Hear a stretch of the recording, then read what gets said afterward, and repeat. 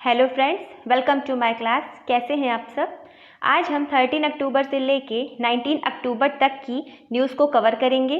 पहले हम न्यूज़ पढ़ते हैं, फिर लास्ट में क्वेश्चंस को सॉल्व करते हैं, ताकि पहले आप न्यूज़ पढ़ के जब क्वेश्चन को सॉल्व करेंगे तो खुद को एनालाइज कर पाएंगे कि मैंने क्या समझा, कितना याद है मुझे, है ना। तो चलिए स्टार्ट करते हैं। फर्स्ट न्यूज़ है ब्रेस्ट कैंसर अवेयरनेस डे। ये 13 अक्टूबर को ऑब्जर्व किया गया। इस बार की थीम थी no one should face breast cancer alone. ये डे मनाया जाता है ताकि लोग अवेयर हो सकें ब्रेस्ट कैंसर के बारे में। अब जैसे ब्रेस्ट कैंसर हम देख रहे हैं कि बहुत ही ज़्यादा वाइडली ये स्प्रेड हो रहा है फीमेल्स में, एंड इसके प्रति हम प्रिकॉशंस ले सकें, क्या प्रिकॉशंस ले सकते हैं, और अगर ये ब्रेस्ट कैंसर हो जाता है तो अर्ली स्टेज में इसे कैसे डिटेक्ट करें, ये सब चीज़ों के लिए अवेयरनेस बढ़ाने के लिए ये जो डे है इसको ऑब्जर्व किया जाता है। ठीक है, चलिए नेक्स्ट है वर्ल्ड स्टूडेंट डे। ये ऑब्जर्व किया गया 15 अक्टूबर को। इन्हें तो आप सब पहचानते ही होंगे, हमारे प्यारे APJ अब्दुल कलाम जी हैं ये, एंड ये इनकी बर्थ एनिवर्सरी रहती है। डॉक्टर APJ अब्दुल कलाम की बर्थ एनिवर्सरी को हम स्टूडेंट डे के तरह ऑब्जर्व करते हैं। ठीक है, एंड इनका जो जन्म हुआ था वो 15 अक्टूबर को ही हुआ था, इसी वजह से 15 अक्टूबर को ही स्टूडेंट डे भी ऑब्जर्व किया जा रहा है। ओके, एंड इन्हें हम मिसाइल मैन के नाम से भी जानते हैं। एंड ये किस काम के लिए जाने जाते हैं, ये साइंस के फील्ड में इन्होंने बहुत काम किया है और ये फॉर्मर प्रेसिडेंट भी रह चुके हैं। ठीक है, अभी देखते हैं इनके बारे में थोड़ा डिटेल में। इनका पूरा नाम क्या है, बहुत ही कम लोगों को इनका पूरा नाम पता होगा। इनका नाम है अबुल पाकिर जैनुल आबदीन अब्दुल कलाम, और ये जो हैं एक ही बहुत फेमस साइंटिस्ट हैं और लीडर रह चुके हैं, जब से हमने बताया कि प्रेसिडेंट रह चुके हैं। और इनका जन्म जो है 15 अक्टूबर 1931 में रामेश्वरम में तमिलनाडु में हुआ था। और इन्होंने जो है, एक मिनट, हाँ, इनका जन्म 15 अक्टूबर 1931 को रामेश्वरम तमिलनाडु में हुआ था। और ये जो है 11th प्रेसिडेंट इंडिया के रह चुके हैं। कब से कब तक, तो 2002 से लेके 2007 तक। एंड इन्होंने बहुत ही ज़्यादा रोल प्ले किया है इंडिया की मिसाइल टेक्नोलॉजी को डेवलप करने में। इसी वजह से इनका निकनेम भी रख दिया गया है missile man of India. Okay, और इसमें लिखा हुआ है कि डॉक्टर कलाम जो है उन्होंने इम्पॉर्टेंट रोल प्ले किया था 1998 में जो न्यूक्लियर टेस्ट हुआ था उसमें। एंड जो इनकी डेथ हुई थी वो 27 जुलाई 2015 में हुई थी। इनकी एज क्या थी उस टाइम पे, तो 83 थी। ठीक है, और ये लेक्चर दे रहे थे उस टाइम पे इनकी डेथ हो गई। और इनको कई अवार्ड से सम्मानित किया गया। मैंने यहाँ पे कुछ ही अवार्ड्स जो मुझे इंपॉर्टेंट लगे मैंने उसे डाल रखा है, बाकी इन्हें कई बहुत सारे अवार्ड्स मिले हैं। ठीक है, तो इनको जो 2007 में किंग चार्ल्स सेकंड मेडल मिला, 2000 में रामानुजन अवार्ड से सम्मानित किया गया, 1998 में वीर सावरकर अवार्ड मिला, एंड 1997 में Indira Gandhi award for national integration मिला, 1997 में भारत रत्न, 1990 में पद्म विभूषण, 1981 में पद्म भूषण इनको मिला। तो इन्हें पद्म विभूषण, पद्म भूषण एंड भारत रत्न तीनों से सम्मानित किया गया है। नेक्स्ट न्यूज़ है world food day. World food day observe किया गया 16 अक्टूबर को। और ये जो है एक ग्लोबल कॉल है ताकि to fight against hunger and malnutrition. तो हंगर एंड मैल न्यूट्रिशन के अगेंस्ट फाइट के लिए ये जो है डे ऑब्जर्व किया जाता है। ठीक है, कब ऑब्जर्व करते हैं, तो 16 अक्टूबर को। और थीम क्या रही इस बार की, थीम रही right to food for a better life and a better future. Theme सबकी याद रखा कीजिए, बहुत ही ज़्यादा इंपॉर्टेंट होती हैं। नेक्स्ट है वर्ल्ड एनेस्थीसिया डे ऑब्जर्व किया गया 16 अक्टूबर को। थीम क्या रही इसकी, वर्क फोर्स वेलबींग। क्या रही, वर्क फोर्स वेलबींग। अब देखते हैं जो एनेस्थीसिया डे ऑब्जर्व किया जा रहा है, ये 16 अक्टूबर को तो ऑब्जर्व किया ही जा रहा है। और इसका क्यों ऑब्जर्व किया जाता है? क्योंकि ये बहुत ही ज़्यादा इम्पॉर्टेंट होता है। क्योंकि एनेस्थीसिया नहीं होगा तो अगर हम कोई सर्जरी वगैरह कराएंगे इसमें बहुत ही ज़्यादा पेन होगा। तो ये क्या करता है? मेकिंग सर्जरी पेनलेस, सर्जरी को पेनलेस बना देता है। इनहेंसिंग पेशेंट सेफ्टी, पेशेंट की सेफ्टी को भी बढ़ाता है। एंड इम्प्रूविंग आउटकम्स, अब इतना सब कुछ हो रहा है तो आउटकम्स भी अच्छे ही आएंगे। सो ये बहुत ही ज़्यादा इम्पॉर्टेंट रोल प्ले करता है मेडिसिन में, इसी वजह से ये डे ऑब्जर्व किया जाता है। नेक्स्ट है international day for the eradication of poverty. ये ऑब्जर्व किया गया 17 अक्टूबर को एंड इस बार की थीम रही ending social and institutional maltreatment. अब ये पॉवर्टी के इरेडिकेशन के लिए ये डे ऑब्जर्व किया जाता है। नेक्स्ट है Indian railways reduces advance reservation period from 120 to 60 days. देखिए पहले क्या था कि 120 दिन के पहले, मतलब जैसे कि आपको कहीं जाना है तो उससे 120 दिन के पहले आप टिकट करा सकते हैं, रिजर्वेशन करा सकते हैं। पर अब ऐसा नहीं कर सकते आप। अब ऐसा हो गया है कि आप सिर्फ 60 दिन पहले, सिर्फ 60 डेज पहले ही रिजर्वेशन करा सकते हैं।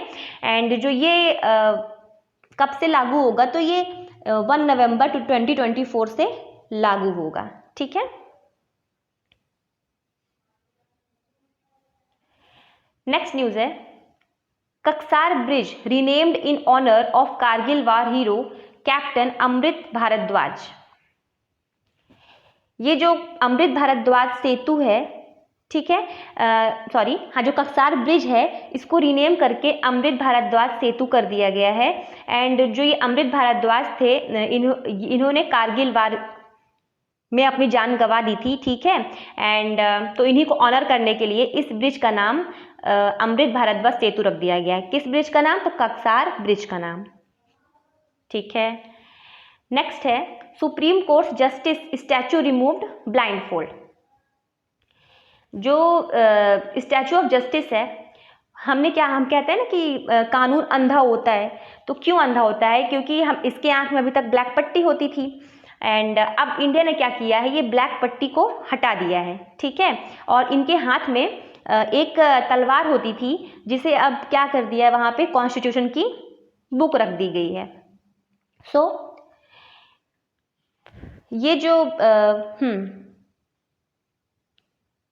जो चीफ जस्टिस DY चंद्रचूड़ जी हैं, इन्होंने इनके गाइडेंस में ऐसा किया गया है और इनकी जो ब्लाइंड फोल्ड है उसको हटा दी गई है और जो सोर्ड है, तलवार यानी, उसको कॉन्स्टिट्यूशन से रिप्लेस कर दिया गया है। ठीक है। अब जो ब्लाइंड फोल्ड था पहले ब्लाइंड फोल्ड था वो किसका सिंबल था? वो सिंबलाइज करता था impartiality and equality before law. मतलब कि हमारे आंख में पट्टी है, हम मतलब सबको इक्वल तरीके से देखेंगे, कोई पार्शियलिटी नहीं करेंगे और लॉ के सामने सब लोग क्या रहेंगे? इक्वल रहेंगे। ठीक है। एंड जो न्यू स्टैचू है जिसका आई ओपन कर दिया गया है, ब्लैक पट्टी हटा दी गई है, अब उसका इंडिया क्या सिंबलाइज कर रहा है? तो इसका ये सिंबलाइज कर रहा है कि जस्टिस जो है वो ब्लाइंड नहीं है। ठीक है। वो अवेयर है, कॉन्शियस है एंड इम्पैथेटिक है। ठीक है। तो अब भारत में जस्टिस जो है वो ब्लाइंड नहीं रहेगा। कॉन्स्टिट्यूशन रिप्लेस कर दिया है स्वॉर्ड को, तलवार को कॉन्स्टिट्यूशन ने रिप्लेस कर दिया है। जो स्वॉर्ड था ये किसका सिंबल था? तो अथॉरिटी एंड पनिशमेंट का सिंबल था एंड इसे रिप्लेस कर दिया है इंडियन कॉन्स्टिट्यूशन से। ठीक है। इसका मतलब ये है कि जो भी जस्टिस होगी इंडिया में वो कॉन्स्टिट्यूशनल प्रिंसिपल के अकॉर्डिंग ही होगी। ठीक है। ना कि किसी वॉयलेंस और रेट्रीब्यूशंस के थ्रू। नेक्स्ट है BEML secures contract for India first indigenous bullet train.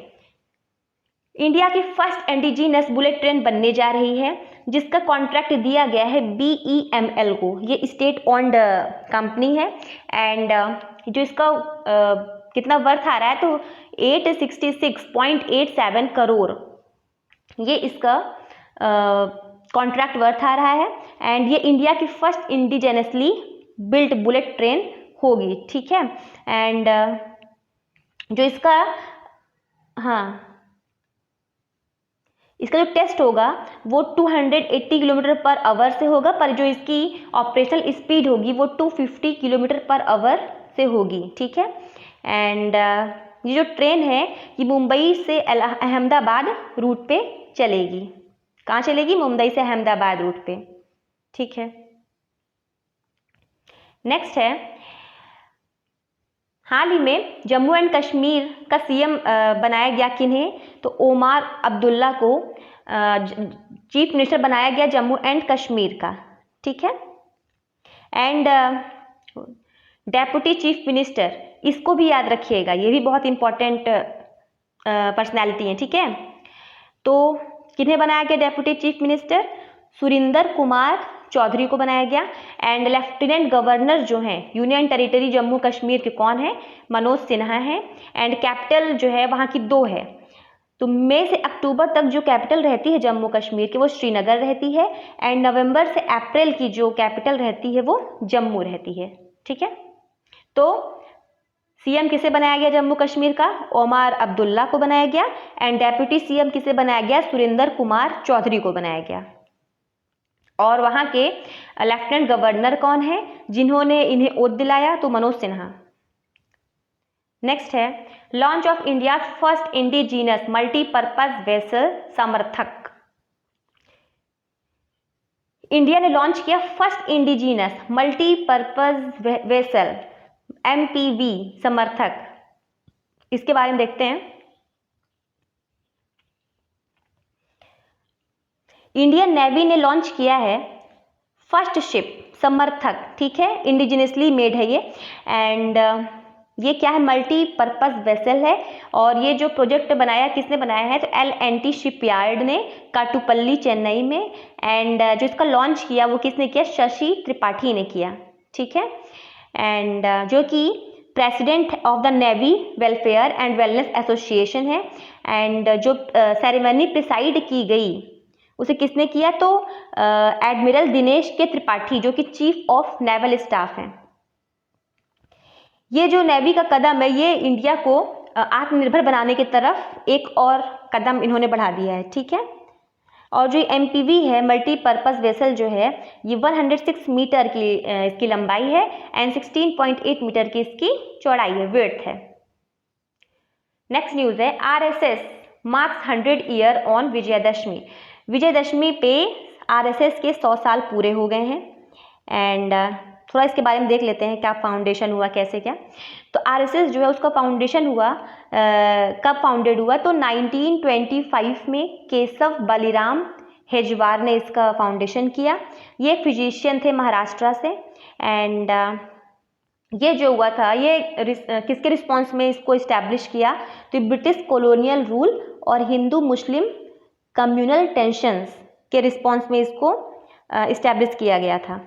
और जो हेजवार हैं ये इन्फ्लुएंस किससे थे? विनायक दामोदर सावरकर की राइटिंग्स जो हिंदू नेशनलिज्म पे हुआ करती थी, ठीक है। और जो कॉन्सेप्ट होता था उनका हिंदू नेशंस, उससे बहुत ही ज़्यादा प्रभावित थे। नेक्स्ट है, Wayanad gets advanced X band radar. अब वायनाड कहाँ है? ये केरला में है। तो अभी कुछ दिन पहले न्यूज़ में आपने देखा होगा कि वहाँ पे लैंडस्लाइड हुई, बहुत ज़्यादा बारिश हुई जब, तो वहाँ पे काफ़ी लोग मर गए, ठीक है। तो क्योंकि अचानक से बारिश होती है, अचानक से नहीं, जब मानसून आता है बारिश तभी होती है। बारिश जब होती है बहुत ही ज़्यादा होती है, ज़्यादा अमाउंट में होती है। एंड जिससे क्या होता है? लैंडस्लाइड्स होती हैं। अब हम उससे कैसे बचें? प्री प्रिपेयर्डनेस कैसे किया जाए, ठीक है। उसके लिए एक्स बैंड रडार का इस्तेमाल किया जाएगा, इसे इंस्टॉल किया जाएगा वायनाड में। एंड अब इसके बारे में देख लेते हैं कि एक्स बैंड रडार होता क्या है। हाँ, एक चीज़ और, जो ये union ministry of earth science ये इसके लिए रिस्पॉन्सिबल है, ठीक है। ये क्रूशल स्टेप ले रही है ताकि हम पहले से प्रिपेयर हो सके इस डिज़ास्टर के लिए, ठीक है। तो अब देखते हैं। हाँ, मिनिस्ट्री भी ज़रूर याद रखा कीजिए, किस मिनिस्ट्री ने क्या मतलब रोल प्ले किया है। कोई चीज़ होता है, कोई स्कीम आती है या फिर कोई चीज़ लॉन्च होता है, उसको किस मिनिस्ट्री ने किया, ये सब ज़रूर याद रखा कीजिए, ठीक है। अब नेक्स्ट देखते हैं एक्स बैंड रडार के बारे में। एक्स बैंड प्रॉपर्टी क्या होती है? जो एक्स बैंड रडार होता है ये 8 से 12 गीगाहर्ट्ज रेंज पे काम करता है और इसकी वेवलेंथ 2 to 4 सेंटीमीटर पे होती है, ठीक है। एंड ये हाई रिजोल्यूशन इमेज देता है यूजिंग शॉर्टर वेवलेंथ इसकी 2 to 4 सेंटीमीटर ही है, तो शॉर्टर ही हुई ना, ओके। एंड इसका एप्लीकेशन क्या है? ये जो रडार है ये स्मॉल पार्टिकल्स को भी डिटेक्ट कर सकता है, लाइक रेन ड्रॉप्स जो होती हैं उनको भी ये डिटेक्ट कर सकता है, फॉग को डिटेक्ट कर सकता है, क्योंकि इसकी वेवलेंथ बहुत छोटी है तो स्मॉल चीज़ों को भी डिटेक्ट कर सकता है। अब ये वर्क कैसे करता है? तो रडार का फुल फॉर्म देख लेते हैं पहले एक बार, बहुत लोगों को नहीं पता होता रडार का फुल फॉर्म क्या है, सोनार का फुल फॉर्म क्या है। तो रडार का फुल फॉर्म है रेडियो डिटेक्शन एंड रेंजिंग। ऐसे एक सोनार होता है, इसका फुल फॉर्म बताइए। चलिए मैं ही बता देती हूँ, इसका फुल फॉर्म होता है साउंड एंड नेविगेशन रेंजिंग, ठीक है। तो देखिए अब इसका काम क्या होता है। हाँ, ये जो सोनार होता है इसको समुद्र वगैरह में, मतलब शिप वगैरह में इसको इंस्टॉल किया जाता है। एंड जो रडार होता है ये स्काई वेव्स के लिए ये यूज़ होता है, ठीक है। तो जो रडार है ये रेडियो वेव्स का इस्तेमाल करते हैं ऑब्जेक्ट को डिटेक्ट करने के लिए, डिस्टेंस को, वेलोसिटी को मेज़र करने के लिए। ये क्या करते हैं, ये एक ट्रांसमीटर जो होता है इसमें वो एक सिग्नल को एमिट करता है, जो किसी ऑब्जेक्ट से जब स्ट्राइक करता है तो स्ट्राइक करके वहाँ से रिफ्लेक्ट होता है, और रिफ्लेक्ट होता है तो जो रिसीवर होता है वो उस सिग्नल को रिसीव करता है। तो पता लग सकता है कि भाई कि ऑब्जेक्ट जो है उसकी साइज क्या है एंड कितना डिस्टेंस है ना। तो ये सब चीज़ें वहाँ से पता लगाया जा सकता है। और ये क्लाउड के मूवमेंट को भी ट्रैक कर सकता है, डायरेक्शन, स्पीड, ये सब ट्रैक कर सकता है, ठीक है। विंड पैटर्न एंड स्टॉर्म्स को भी डिटेक्ट कर सकता है ये। नेक्स्ट है 40th raising day of national security guard.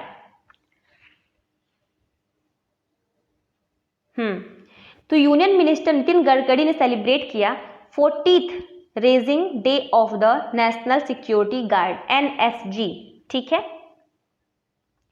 Due to their bravery, मतलब उनकी जो उनके पर्सनल्स होते हैं NSG के, वो कितने ब्रेव होते हैं और कैसे वो नेशनल की सेफ्टी करते हैं, कैसे वो नेशन की सेफ्टी करते हैं। तो इन्हीं सब के लिए नितिन गडकरी जी ने ये डे सेलिब्रेट किया उनको सम्मान देने के लिए। एंड जो इसका फॉर्मेशन डे है वो अक्टूबर 16, 1984 में हुआ था, आफ्टर ऑपरेशन ब्लू स्टार। इसका पर्पस क्या होता है? टू काउंटर टेररिज्म, ठीक है, टू कॉम्बैट टेररिस्ट थ्रेट, मतलब जो टेररिज्म होता है उसके अगेंस्ट इसको बनाया गया था।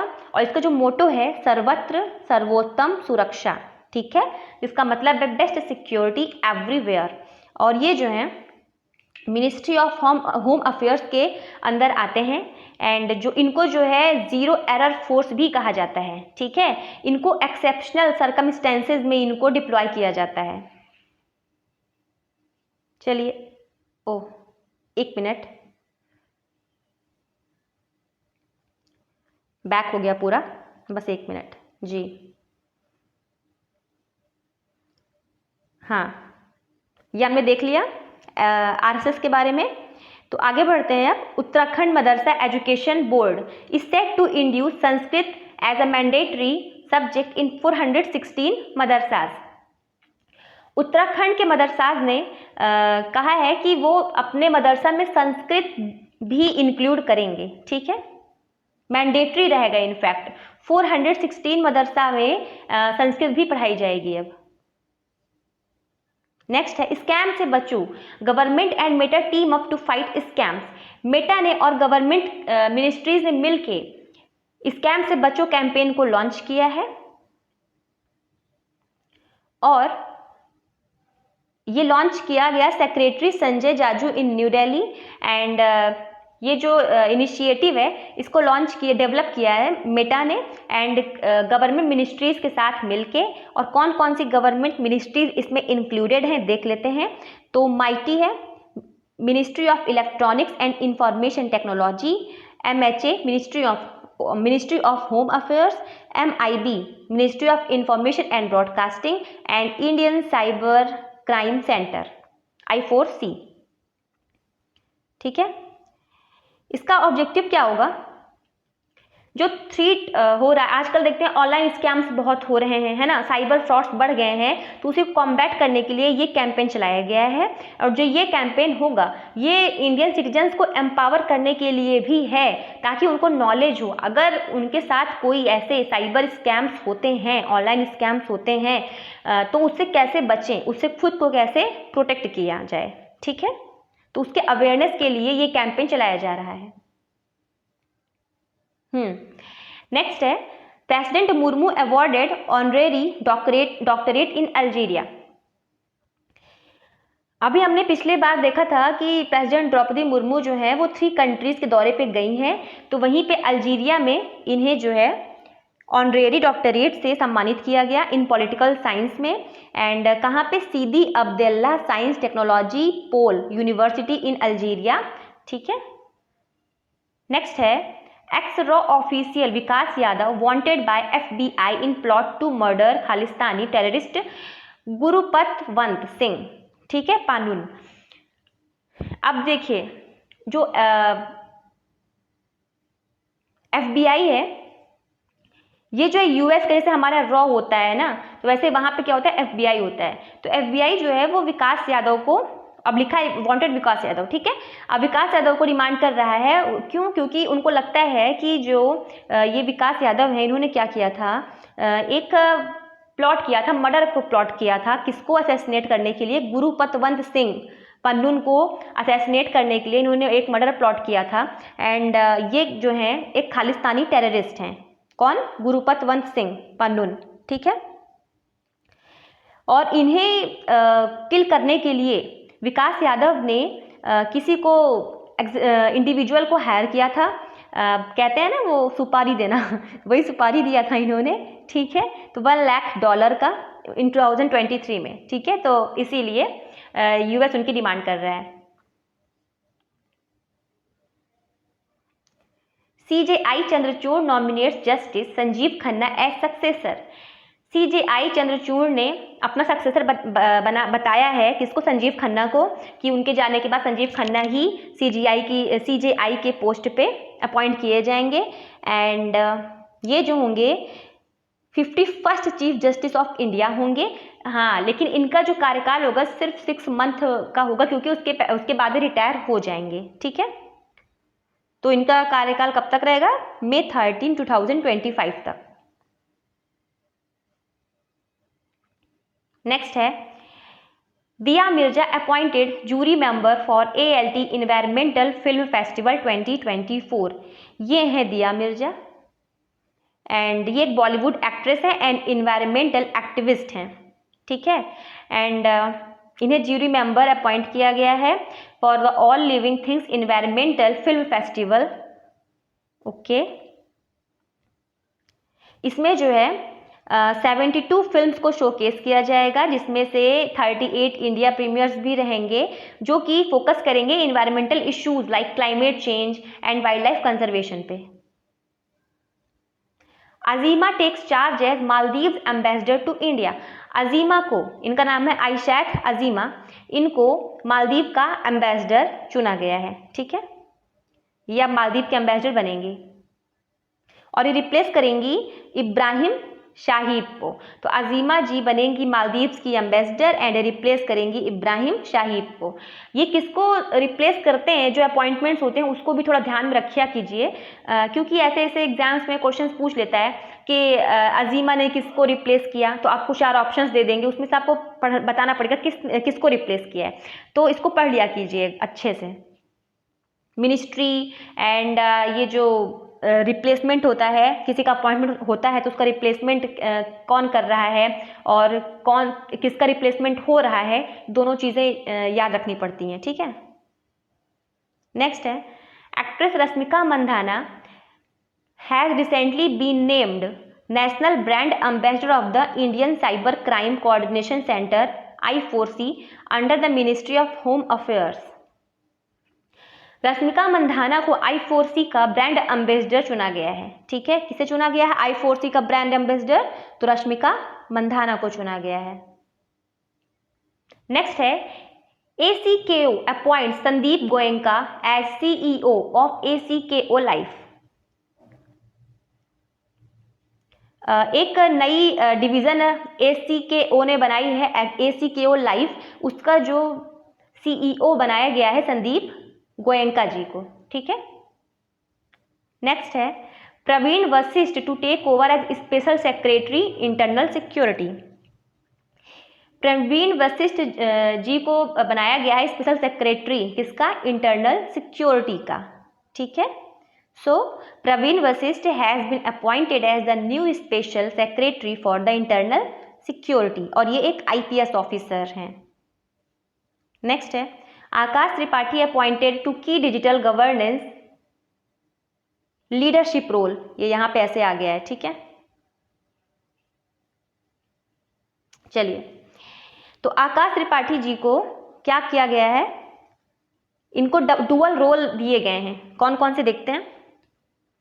ये जो पहले बात तो देखते हैं, ये IAS ऑफिसर 1998 बैच के, एंड ये मध्य प्रदेश कैडर के हैं, एंड इन्हें जो है managing director and CEO chief executive officer बनाया गया है किसका? डिजिटल इंडिया कॉरपोरेशन, एंड और इन्हें प्रेसिडेंट और CEO बनाया गया है नेशनल E-गवर्नेंस डिवीजन का। तो इन्हें डुअल रोल दिया गया है।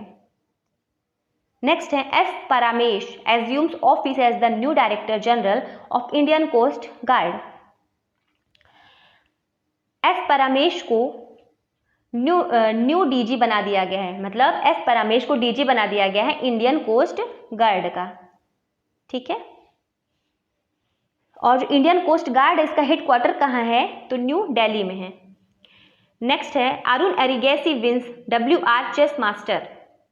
अरुण एरिगेसी ने WR चेस मास्टर जीत लिया है। ठीक है। नेक्स्ट है milestone man Virat Kohli crosses 9000 test runs. Virat Kohli ने 9000 रन्स को क्रॉस कर लिया है किसमें? टेस्ट में। ठीक है, टेस्ट क्रिकेट में।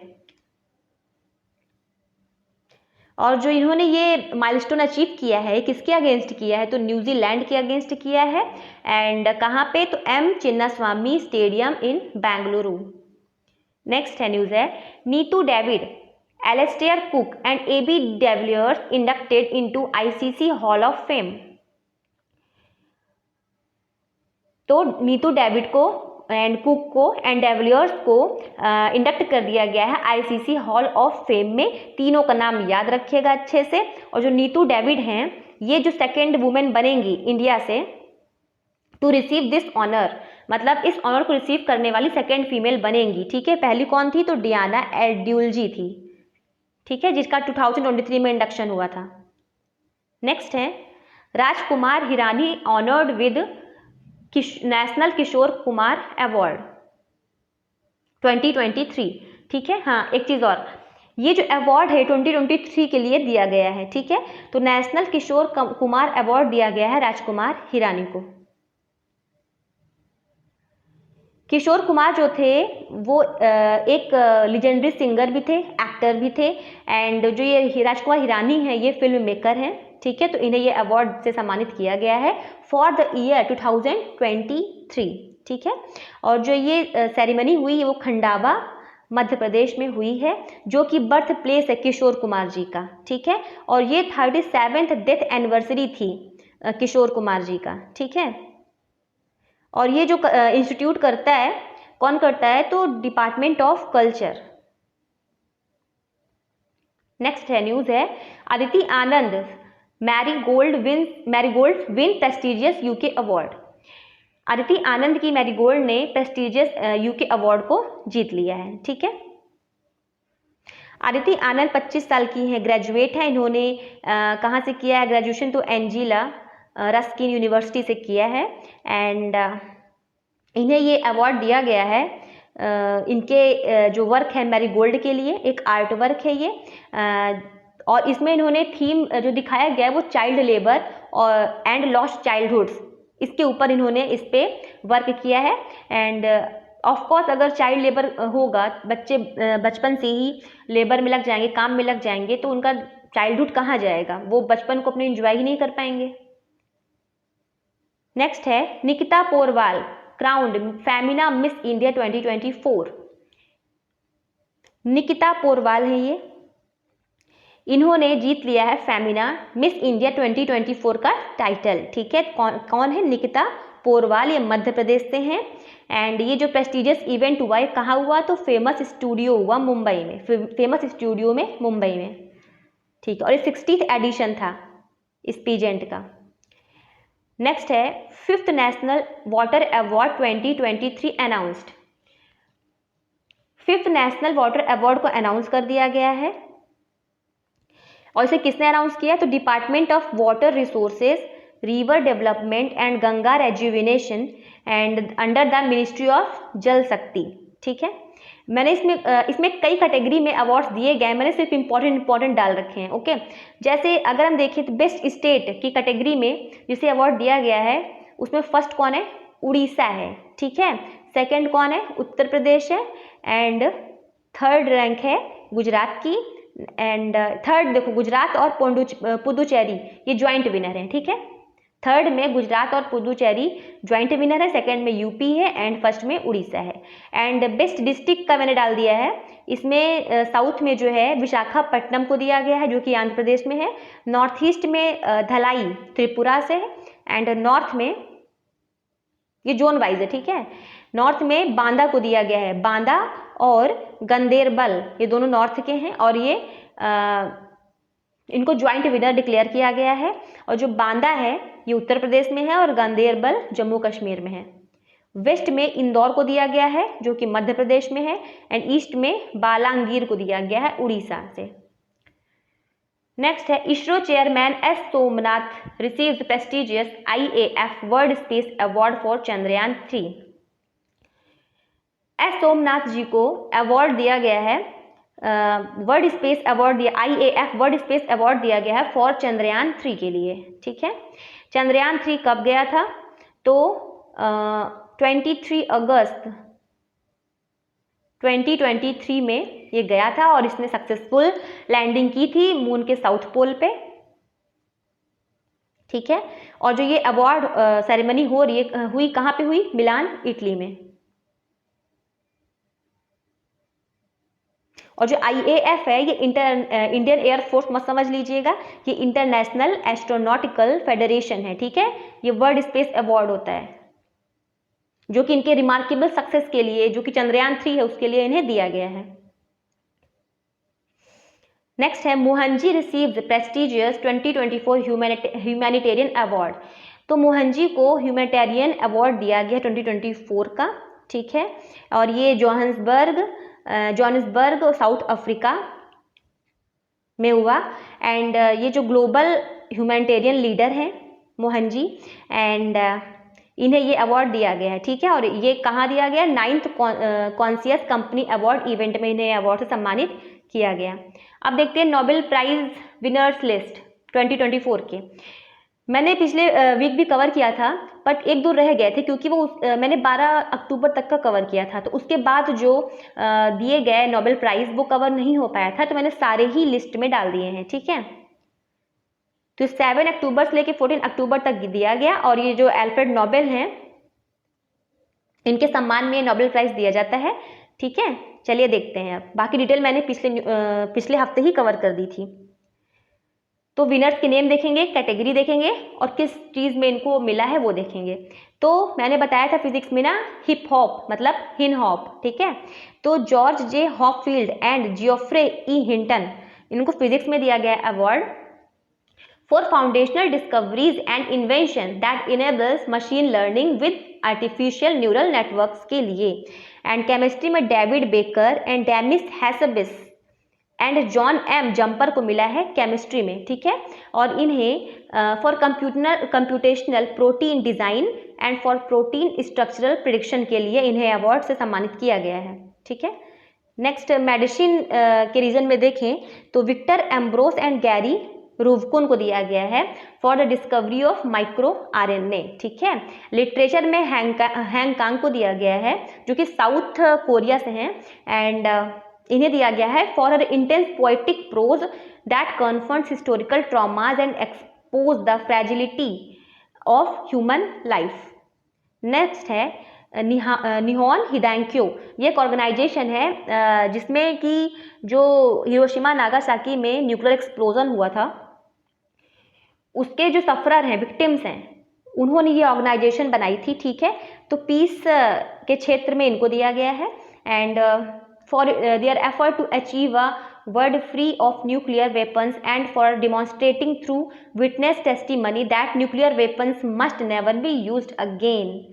ठीक है, इन्होंने न्यूक्लियर वेपन्स ना यूज़ करने के लिए बहुत ही ज़्यादा कोशिश की है, तो इसी के लिए इन्हें सम्मान दिया गया है।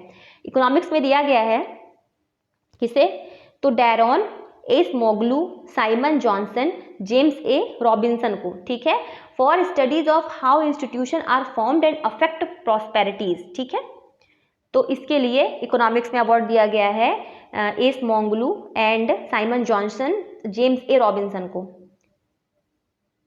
ये हैं साउथ कोरियन ऑथर हांगकांग। ठीक है, इन्हें लिटरेचर में नोबेल प्राइज दिया गया है।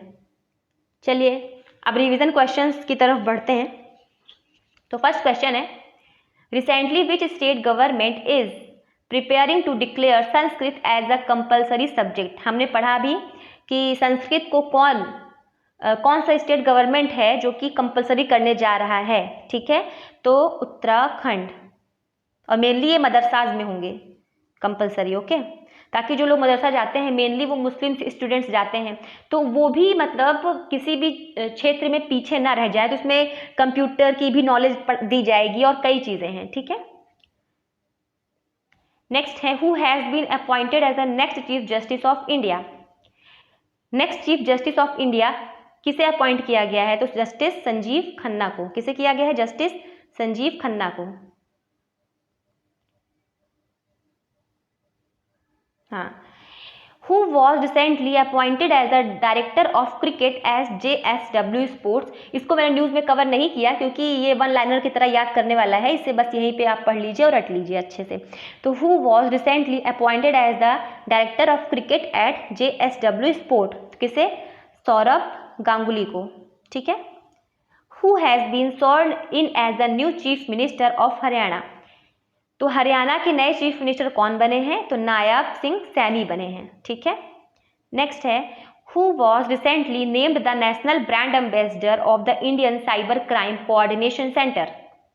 तो हमने पढ़ा था ना, क्या पढ़ा था, I4C के ब्रांड एम्बेसडर किन्हें चुना गया है, रश्मिका मंधाना को चुना गया है। नेक्स्ट है, who won silver medal in ISSF world cup men's final. ISSF world cup जो हुआ उसमें मेंस फाइनल में किसको सिल्वर मेडल मिला, तो विवान कपूर को मिला है। एक्चुअली मैंने इसकी न्यूज़ नहीं डाली है, इसको मैं अलग से एक वीडियो बनाऊंगी, इसमें सारे ISSF के जो वर्ल्ड कप हुआ इसके जितने भी विनर्स हैं, इंडिया को कितने मेडल्स मिले हैं, सब कुछ मैं उसी में डालने वाली हूँ। ठीक है, ये क्वेश्चन यहाँ गलती से आ गया है। चलिए ठीक है, अब आ ही गया, देख ही लिया, कोई नहीं, आगे देखते हैं। Who has been appointed as the Deputy Chief Minister of Jammu and Kashmir। Jammu and Kashmir का डेप्यूटी चीफ मिनिस्टर किसे अपॉइंट किया गया है। मैंने जब पढ़ाया था तब भी बोला था, इसको मैंने फोकस किया था, इनका नाम जरूर याद रखिएगा। चलिए, तो ये कौन है, सुरिंदर कुमार चौधरी। और एक चीज, मेरे आंसर बताने के पहले आप लोग वीडियो को पॉज करके जरूर से आंसर दिया कीजिए। ठीक है, चलिए नेक्स्ट है, who is the Indian women cricketer inducted in ICC hall of fame. ICC hall of fame में कौन सी वुमेन क्रिकेटर को इंडक्ट किया गया है, तो कौन है, नीतू डेविड। नेक्स्ट है, recently S Parameshwar has been appointed as the chief of which company. तो S परमेश्वर को किसका चीफ अपॉइंट किया गया है, तो इंडियन कोस्ट गार्ड का। नेक्स्ट है, हु विल टेक ओथ, एक मिनट, हाँ, who will take oath as the new chief minister of Jammu and Kashmir. अभी हमने देखा डेप्यूटी चीफ कौन थे, सुरेंद्र जी थे, एंड चीफ मिनिस्टर किसे चुना गया है, तो ओमार अब्दुल्ला को चुना गया है। नेक्स्ट है, the 2024 Nobel prize in economics was awarded to Daron Acemoglu, Simon Johnson and James A Robinson for which study. इन्हें किस स्टडी के लिए अवार्ड दिया गया है इकोनॉमिक्स के फील्ड में, तो how institutions are formed and affect prosperity. इस फील्ड में इन्हें ये अवार्ड दिया गया है। तो फ्रेंड्स, आज की न्यूज़ यही ख़त्म होती है। एंड अगर आपको मेरा पढ़ाया हुआ समझ आया हो तो आप प्लीज़ मेरे चैनल को सब्सक्राइब करना मत भूलिएगा एंड शेयर तो ज़रूर से कीजिएगा और लाइक भी ज़रूर से कीजिएगा। ठीक है, थैंक यू।